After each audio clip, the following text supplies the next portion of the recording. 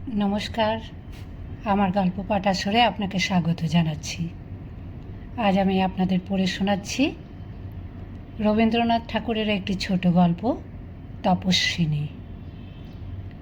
বৈশাখ প্রায় শেষ হইয়া আসিল।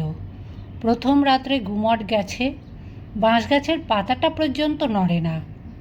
আকাশের তারাগুলো যেন মাথা ধরার বেদনার মতো দপ দপ করিতেছে। রাত্রে 3টের সময় ঝিরঝির করিয়া একটুখানি বাতাস উঠিল। ষোড়শী শূন্য মেঝের উপর খোলা জানালার নিচে শুইয়া আছে। একটা কাপড়ে মোড়া টিনের বাক্স তার মাথার বালিশ। বেশ বোঝা যায় খুব উৎসাহের সঙ্গে সে কৃচ্ছ সাধন করিতেছে।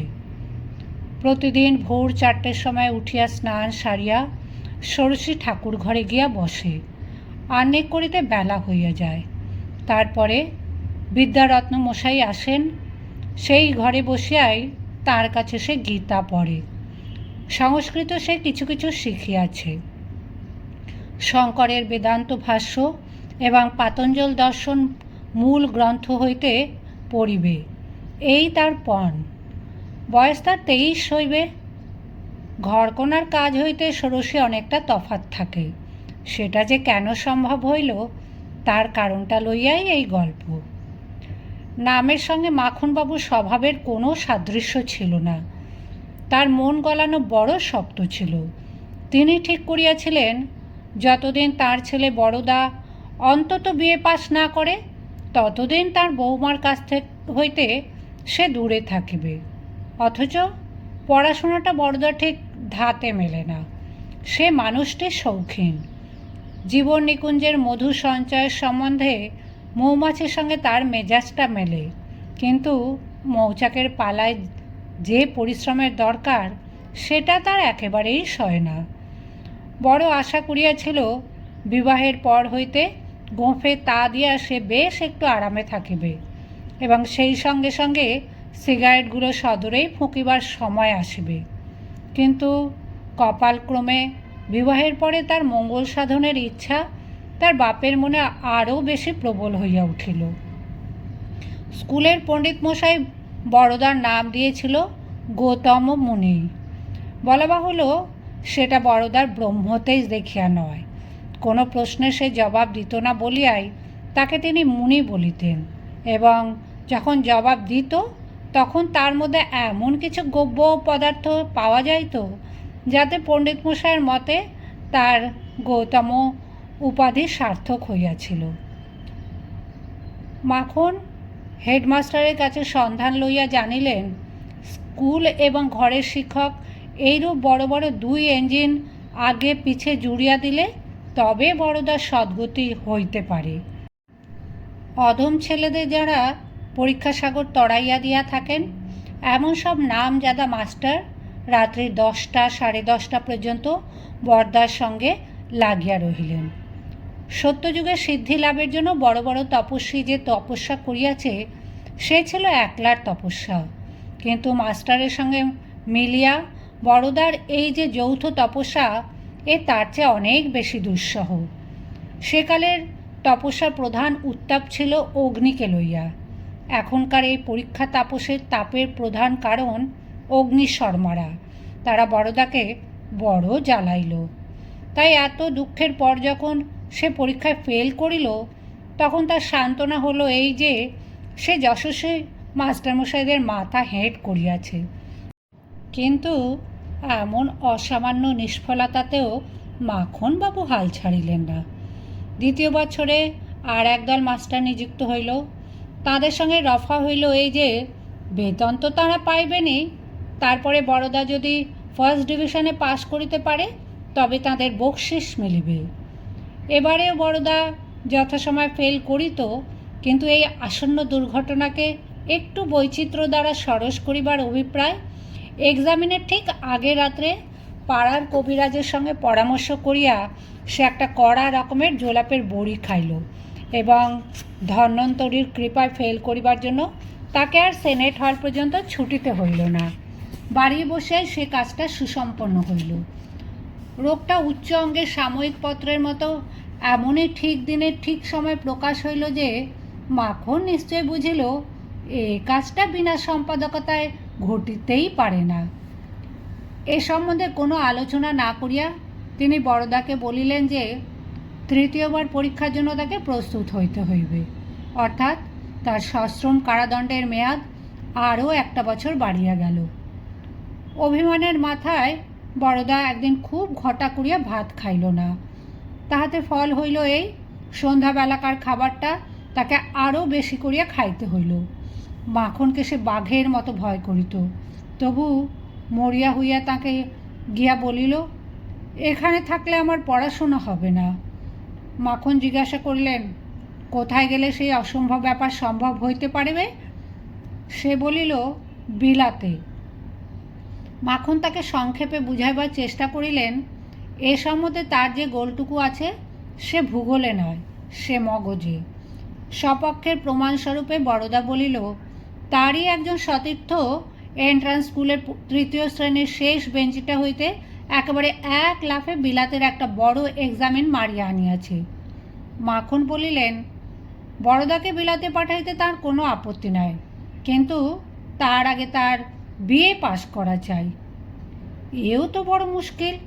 বিএ পাস না করিয়াও বড়দা জন্মে আছে, বিএ পাস না করিলেও সে মরিবে, অথচ জন্ম মৃত্যুর মাঝখানটাতে কোথাকার এই বিএ পাস বিন্ধ্য পর্বতের মতো খাড়া হইয়া দাঁড়াইল?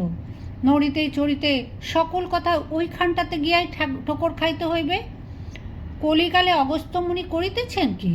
তিনি কি জটা মুড়াইয়া বিএ পাশে লাগিয়াছেন? খুব একটা বড় দীর্ঘ নিঃশ্বাস ফেলিয়া বড়দা বলিল, বারবার 3 বার, এইবার কিন্তু শেষ। আর একবার পেন্সিলের দাগ দেওয়া কি বইগুলা তাকের ওপর হইতে পাড়িয়া লইয়া বড়দা কোমর বাঁধিতে প্রবৃত্ত হইতেছে, এমন সময় একটা আঘাত পাইল। সেটা আর তার সহিল না। স্কুলে যাইবার সময় গাড়ির খোঁজ করিতে গিয়া সে খবর পাইল যে স্কুলে যাইবার গাড়ি ঘোড়াটা মাখন বেচিয়া দিয়াছেন। তিনি বলেন, 2 বছর লোকসান গেল, কত আর এই খরচ টানে। স্কুলে হাঁটিতে যাওয়া বড়দার পক্ষে কিছুই শক্ত নয়, কিন্তু লোকের কাছে এই অপমানে সে কি কৈফিয়ত দিবে? অবশেষে অনেক চিন্তার পর একদিন ভোরবেলায় তার মাথায় আসিল, এ সংসার মৃত্যু ছাড়া আর একটা পথ খোলা আছে, যেটা বিএ পাসের অধীন নয় এবং যেটাতে দ্বারা সুদ ধন জন সম্পূর্ণ অনাবশ্যক। সে আর কিছু নয়, সন্ন্যাসী হওয়া। এই চিন্তাটার উপর কিছুদিন ধরিয়া গোপনে সে বিস্তর সিগারেটের ধোঁয়া লাগাইল। তারপর একদিন দেখা গেল স্কুল ঘরে মেঝের ওপর তার কি বইয়ের ছেঁড়া টুকরোগুলো পরীক্ষা দুর্গের ভগ্নাবশেষের মতো ছড়ানো পড়িয়া আছে। পরীক্ষার্থীর দেখা নাই। টেবিলের ওপর এক টুকরা কাগজ ভাঙা কাঁচের গেলাস দিয়ে চাপা, তাতে লেখা, আমি সন্ন্যাসী, আমার আর গাড়ির দরকার হইবে না, শ্রীযুক্ত বরদানন্দ স্বামী। মাখনবাবু কিছুদিন কোনো খোঁজই করিলেন না। তিনি ভাবিলেন, বড়দাকে নিজের গরজেই ফিরিতে হইবে, খাঁচার দরজা খোলা রাখা ছাড়া আর কোনো আয়োজনের দরকার নাই। দরজা খোলাই রহিল, কেবল সেই কি বইগুলার ছেঁড়া টুকরা সাফ হইয়া গেছে, আর সমস্তই ঠিক আছে। ঘরের কোণে সেই জলের কুঁজার ওপর কানা ভাঙা গেলাসটা উপুর করা, তেলের দাগে মলিন চৌকিটার আসনের জায়গায় ছাড়পোকার উৎপাত ও জীর্ণতার ত্রুটি মোচনের জন্য একটা পুরাতন অ্যাটলাসের মলাট পাতা। একধারে একটা শূন্য প্যাক বাক্সের ওপর একটি টিনের তোরঙ্গে বড়দার নাম আঁকা। দেওয়ালের গায়ে তাকের ওপর একটা মলাট ছেঁড়া ইংরেজি বাংলা ডিকশনারি, হরপ্রসাদ শাস্ত্রীর ভারতবর্ষের ইতিহাসের কতগুলো পাতা এবং মলাটে রানী ভিক্টোরিয়ার মুখ আঁকা অনেকগুলো এক্সারসাইজ বই। এই খাতা ঝাড়িয়া দেখিলে ইহার অধিকাংশ হইতে অগডেন কোম্পানির সিগারেট বাক্স বাহিনী বিলাতি নটিদের মূর্তি ছড়িয়া পড়িবে। সন্ন্যাস আশ্রয়ের সময় পথের সান্ত্বনার জন্য এগুলো যে বড়দার সঙ্গে লয় নাই, তাহা হইতে বোঝা যাইবে তার মন প্রকৃতিস্থ ছিল না। আমাদের নায়কত্বেও এই দশা। নায়িকা ষোড়শী তখন সবেমাত্র ত্রয়োদশী। বাড়িতে শেষ পর্যন্ত সবাই তাকে খুকি বলিয়া ডাকিত। শ্বশুরবাড়িতেও সে আপনার এই চিরশৈশবের খ্যাতি লইয়া আসিয়াছিল। এই জন্য তার সামনেই বড়দার চরিত্র সমালোচনায় বাড়ির দাসীগুলোর পর্যন্ত বাধিত না। শাশুড়ি ছিলেন চিররুগ্না, কর্তার কোনো বিধানের ওপর কোনো কথা বলিবার শক্তি তাঁর ছিল না, এমনকি মনে করিতেও তাঁর ভয় করিত। পীর শাশুড়ির ভাষা ছিল খুব প্রখর। বড়দাকে লইয়া তিনি খুব শক্ত শক্ত কথা খুব চোখা চোখা করিয়া বলিতেন। তার বিশেষ একটু কারণ ছিল।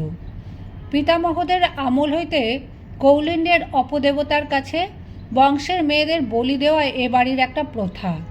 এই পিসি যার ভাগে পড়িয়াছিলেন সে একটা প্রচণ্ড গাঁজাখোর। তার গুণের মধ্যে এই যে সে বেশি দিন বাঁচে নাই। তাই আদর করিয়া ষোড়শীকে তিনি যখন মুক্তাহারের সঙ্গে তুলনা করিতেন তখন অন্তর্যামী বুঝিতেন ব্যর্থ মুক্তাহারের জন্য যে আক্ষেপ সে একা ষোড়শীকে লইয়া নয়। এক্ষেত্রে মুক্তাহারে যে বেদনাবোধ আছে সে কথা সকলে ভুলিয়াছিল। পিসি বলিতেন, দাদা কেন যে এত মাস্টার পণ্ডিতের পেছনে খরচ করেন তা তো বুঝিনি। লিখে পড়ে দিতে পারি, বড়দা কখনোই পাস করতে পারিবে না এ বিশ্বাস ষোড়শীরও ছিল। কিন্তু সে এক মনে কামনা করিত যেন কোনো গতিকে পাস করিয়া বড়দা অন্তত পিসির মুখের ঝাঁঝটা মারিয়া দেয়। বড়দা প্রথমবার ফেল করিবার পর মাখন যখন দ্বিতীয়বার মাস্টারের বুঝ বাঁধিবার চেষ্টায় লাগিলেন, পিসি বলিলেন, ধন্য বলি দাদাকে, মানুষ ঠেকেও তো শেখে। তখন ষোড়শী দিন রাত কেবল এই অসম্ভব ভাবনা ভাবিতে লাগিল, বড়দা এবার যেন হঠাৎ নিজের আশ্চর্য গোপন শক্তি প্রকাশ করিয়া অবিশ্বাসী জগৎটাকে স্তম্ভিত করিয়া দেয়। সে যেন প্রথম শ্রেণীতে সব প্রথমের চেয়েও আরও আরও আরও অনেক বড় হইয়া পাশ করে, এত বড় যে স্বয়ং লাট সাহেব সওয়ার পাঠাইয়া দেখা করিবার জন্য তাকে তলব করেন। এমন সময় কবিরাজের অব্যর্থ বড়িটা ঠিক পরীক্ষা দিনের মাথার উপর যুদ্ধের বোমার মতো আসিয়া পড়িল। সেটাও মন্দের ভালো হইত যদি লোকে সন্দেহ না করিত। পিসি বলিলেন, ছেলের এদিকে বুদ্ধি নেই, ওদিকে আছে। লাট সাহেবের তলব পড়িল না। ষোড়শী মাথা হেঁট করিয়া লোকের হাসাহাসি সহ্য করিল।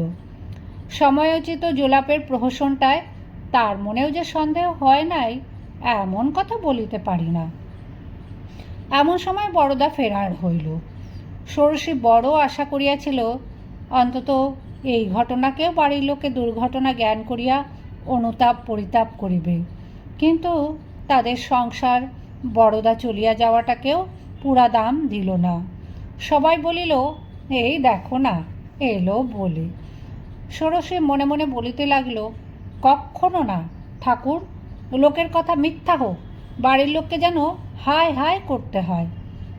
এইবার বিধাতা ষোড়শীকে বর দিলেন। তার কামনা সফল হইল। 1 মাস গেল, বড়দার দেখা নেই, কিন্তু তবু কারোর মুখে কোনো উদ্বেগের চিহ্ন দেখা যায় না। 2 মাস গেল, তখন মাখনের মনটা একটু চঞ্চল হইয়াছে, কিন্তু বাহিরে সেটা কিছুই প্রকাশ করিলেন না। বৌমার সঙ্গে চোখাচোখি হইলে তার মুখে যদি বা বিষাদের মেঘ সঞ্চার দেখা যায়, পিসির মুখ একেবারে জ্যৈষ্ঠ মাসের অনাবৃষ্টির আকাশ বলিলেই হয়। কাজেই সদর দরজার কাছে একটা মানুষ দেখিলেই ষোড়শী চমকিয়া ওঠে। আশঙ্কা পাছে তার স্বামী ফিরিয়া আসে। এমনি করিয়া যখন 3য় মাস কাটিল, তখন ছেলেটা বাড়ির সকলকে মিথ্যা উদ্বিগ্ন করিতেছে বলিয়া পিসি নালিশ শুরু করিলেন। এও ভালো, অবজ্ঞার চেয়ে রাগ ভালো। পরিবারের মধ্যে ক্রমে ভয় ও দুঃখ ঘনাইয়া আসিতে লাগিল। খোঁজ করিতে করিতে ক্রমে 1 বছর যখন কাটিল, তখন মাখন যে বড়দার প্রতি অনাবশ্যক কঠোর আচরণ করিয়াছেন সে কথা পিসিও বলিতে শুরু করিলেন। 2 বছর যখন গেল, তখন পাড়া প্রতিবেশীরা বলিতে লাগিল, বড়দার পড়াশোনায় মন ছিল না বটে, কিন্তু মানুষটি বড় ভালো ছিল। বড়দার অদর্শনকাল যতই দীর্ঘ হইতে লাগিল, তার স্বভাব যে অত্যন্ত নির্মল ছিল, এমনকি সে যে তামাকটা পর্যন্ত খাইত না, এই অন্ধবিশ্বাস পাড়ার লোকের মনে বদ্ধমূল হইতে লাগিল। স্কুলের পণ্ডিতমশাই স্বয়ং বলিলেন, এই জন্যই তো তিনি বড়দাকে গৌতম মুনি নাম দিয়াছিলেন। তখন হইতেই উহার বুদ্ধি বৈরাগ্যে একেবারে নিরেট হইয়াছিল। পিসি প্রত্যহই অন্তত একবার করিয়া তাঁর দাদার জেদি মেজাজের পরে দোষারোপ করিয়া বলিতে লাগিলেন, বড়দার এত লেখাপড়ার দরকারই বা কী ছিল? টাকার তো অভাব নাই, যাই বলো বাপু, তার শরীরে কিন্তু দোষ ছিল না। আহা, সোনার টুকরো ছেলে। তার স্বামী যে পবিত্রতার আদর্শ ছিল এবং সংসার শুদ্ধ সকলেই তার প্রতি অন্যায় করিয়াছে, সকল দুঃখের মধ্যে এই সান্ত্বনায়, এই গৌরবে ষোড়শীর মন ভরিয়া উঠিতে লাগিল। এদিকে বাপের ব্যথিত হৃদয়ে সমস্ত স্নেহ দ্বিগুণ করিয়া ষোড়শীর ওপর আসিয়া পড়িল। বৌমা যাতে সুখে থাকে, মাখনের এই একমাত্র ভাবনা। তার বড় ইচ্ছা ষোড়শী তাকে এমন কিছু ফরমাস করে যেটা দুর্লভ। অনেকটা কষ্ট করিয়া, লোকসান করিয়া তিনি তাকে একটু খুশি করিতে পারিলে যেন বাঁচেন। তিনি এমন করিয়া ত্যাগ স্বীকার করিতে চান যেটা তার পক্ষে প্রায়শ্চিত্তের মতো হইতে পারে।